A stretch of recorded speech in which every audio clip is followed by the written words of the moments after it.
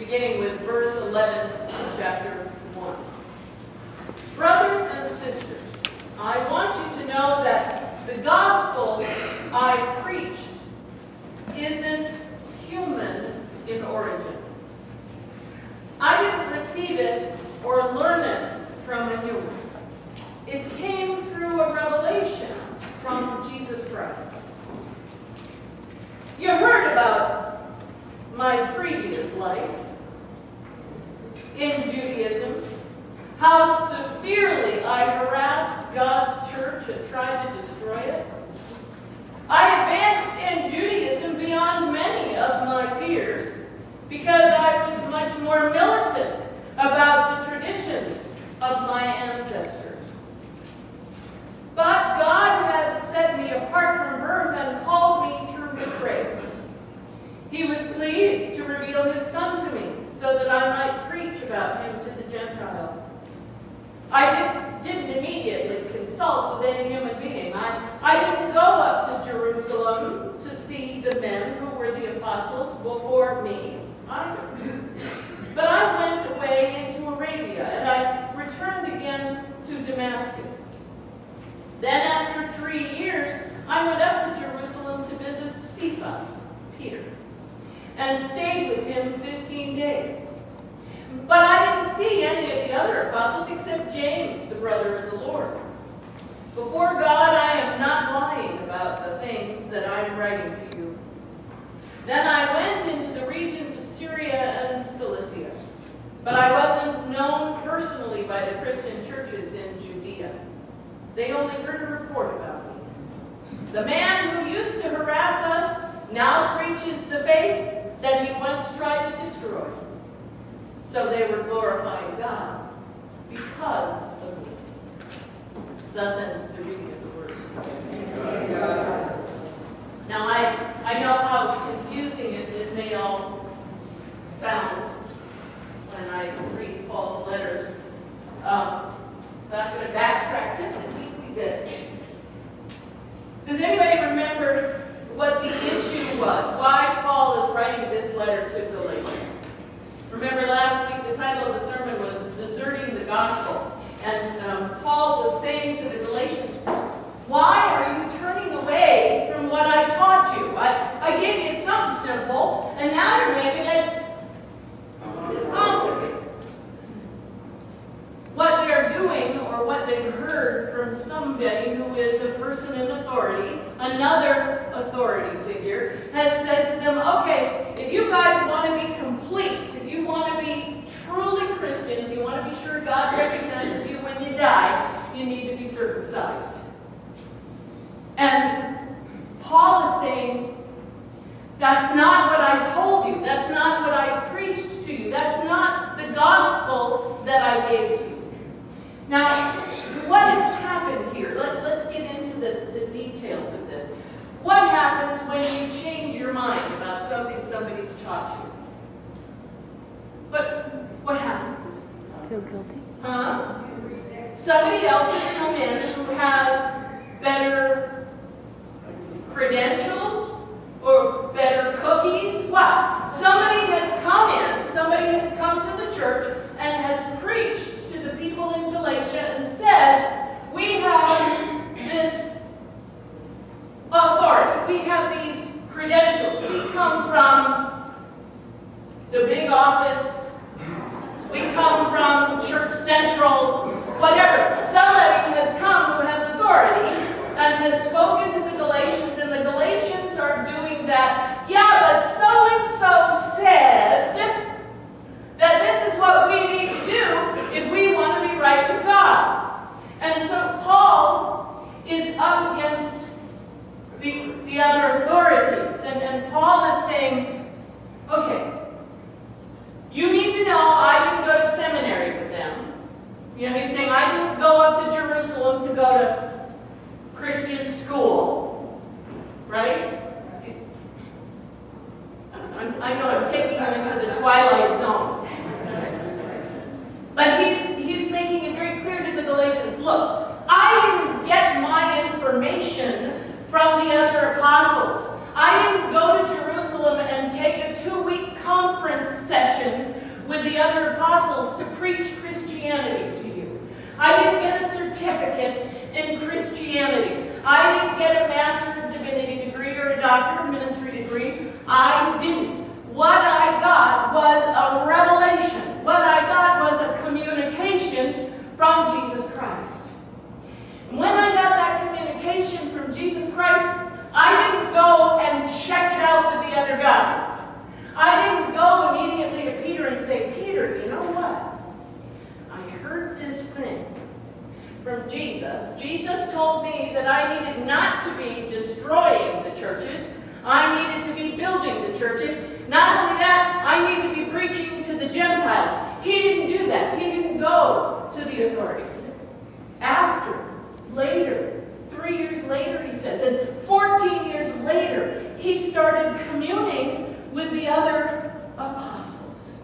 He calls himself a lesser apostle. He calls himself kind of like, I don't know, a sub-apostle, like the second-tier apostle.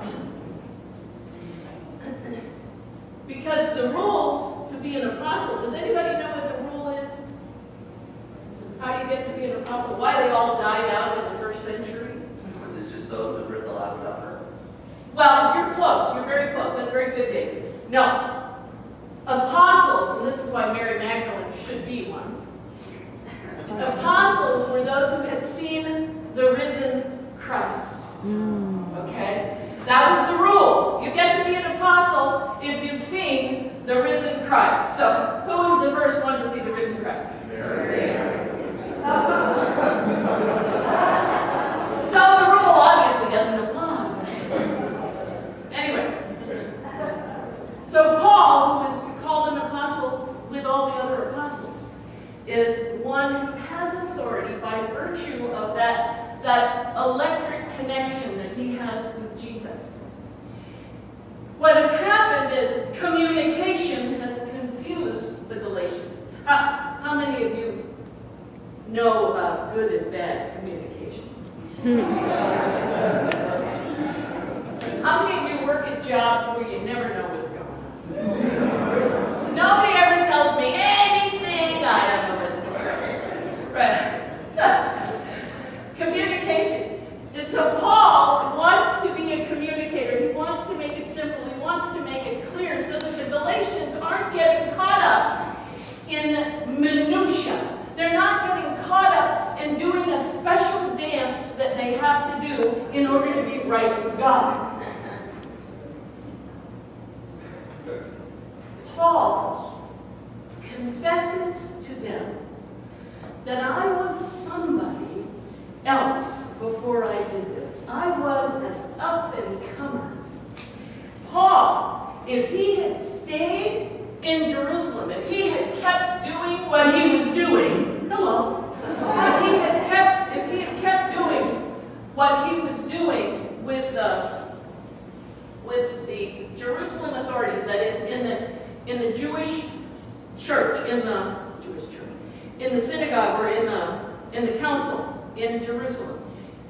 He was an up-and-comer, a Pharisee. He was a highly educated man. He says in his letter, I was, the three-piece suits with the double-breasted jackets and the purple stripe, and the two-tone shirt.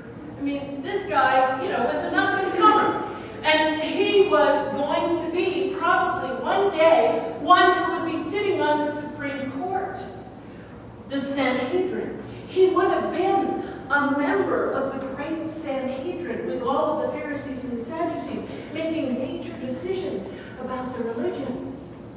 That's who he was in a previous life. That's who he was before he was awakened by this revelation of Jesus Christ. Now, a lot of people say, well, that was his conversion. How many of you think about conversion as something that happens to somebody who's searching? I had all these problems in my life, and when I found God, I was better, right? I had a conversion experience. Well, Paul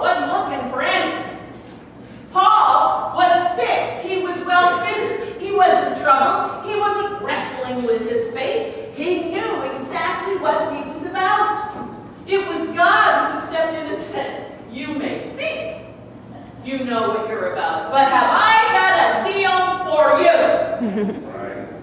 Wake up. You are my instrument, but you're going to go in a whole other direction. One that you didn't even have the vaguest idea you were going in. This is the communication he gives to the Galatians. This becomes his credibility.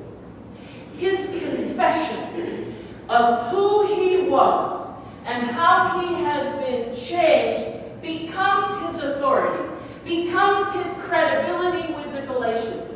He doesn't come in with sticks and stones and with texts and with books and with, let me point it out to you here in the scripture. He doesn't come in with that. He tells them his story. My story with Jesus Christ is what I give to you and I offer to you as the communication that gives you freedom.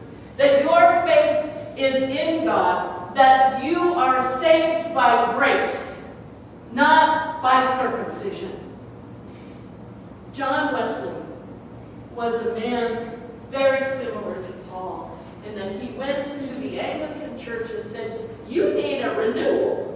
You need to get focused.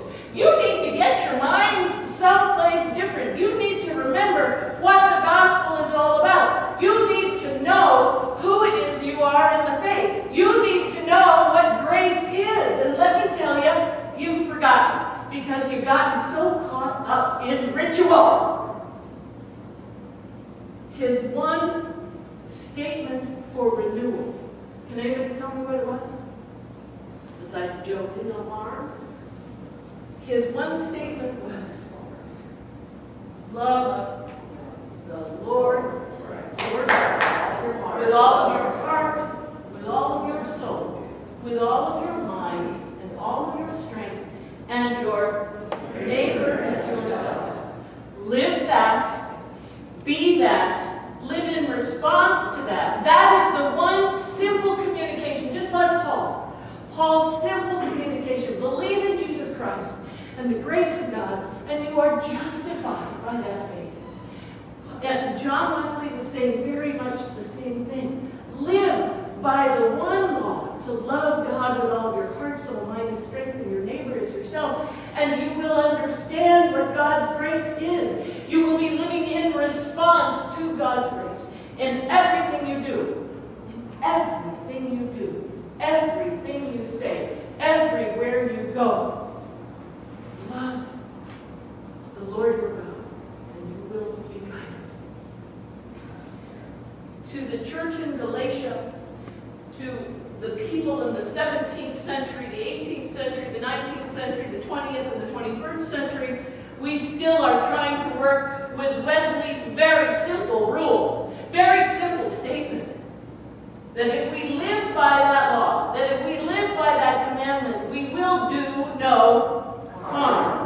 We will do all the good we can, and we will stay in love with God. We will follow the three simple rules that are life in Jesus Christ. I think that's what Paul was trying to help the Galatians understand. I just wish they could have known Wesley.